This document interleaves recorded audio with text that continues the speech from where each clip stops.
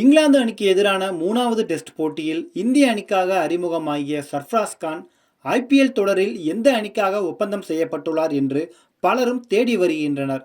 2014ஆம் ஆண்டு அண்டர் 19 உலகக்கோப்பை தொடரில் இந்திய அணிக்காக விளையாடி கவனம் ஈர்த்தவர் சர்ஃப்ராஸ் கான்.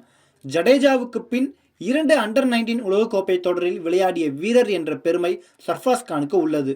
அது மட்டுமில்லாமல் அண்டர் 19 உலகக்கோப்பை தொடரில் கவனம் ஈர்த்த சர்ஃப்ராஸ் கான் ஆர்சிபி அணிக்காக ரூபாய் 5 லட்சம் கொடுத்து ஒப்பந்தம் செய்யப்பட்டார். சிறு வயதிலேயே சர்ஃப்ராஸ் கான் திறமையான வீரராக இருந்ததால் விராட் கோலியின் கேப்டன்சிக்கு கீழ் விளையாடுவதற்கான வாய்ப்பு இவருக்கு கிடைத்தது. ஒரு இன்னிங்ஸில் கடைசி 2 ஓவர்களில் சர்ஃப்ராஸ் கான் அதிரடியாக விளையாடி அசத்தினார். விராட் கோலி அவருக்கு வணக்கம் கூறி ஓய்வறைக்கு வரவேற்றார். அதன் பின் ஆர்சிபி அணியால் தக்க வைக்கப்பட்டார் சர்ஃப்ராஸ் கான்.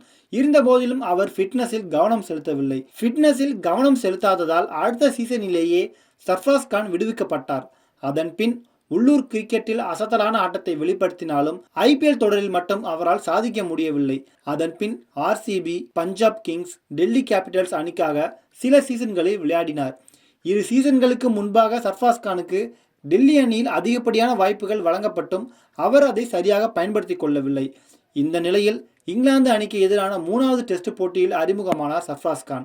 இந்த போட்டியில் களமிறங்கிய முதல் இன்னிங்ஸிலேயே அதிரடியாக 48 பந்துகளில் அரை சதம் அடித்தார். அதேபோல் 2வது இன்னிங்ஸிலும் 65 பந்துகளில் அரை சதம் அடித்து அசத்தினார்.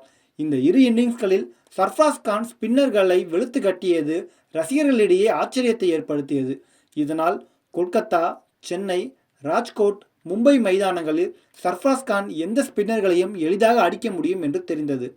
இதனால் ஐபிஎல் தொடரில் சர்ஃப்ராஸ் கான் எந்த அணிக்காக விளையாடுவார் என்கிற கேள்வியும் எழுந்தது.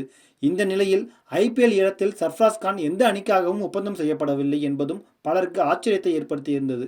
இருப்பினும் இந்திய பேட்ஸ்மேன்கள் யாராவது காயம் காரணமாக விலகினால் அணியின் நிர்வாகம் அணுகும் முதல் சாய்ஸ் சர்ஃப்ராஸ் கானாக இருப்பார் என்று தெரிய வந்துள்ளது.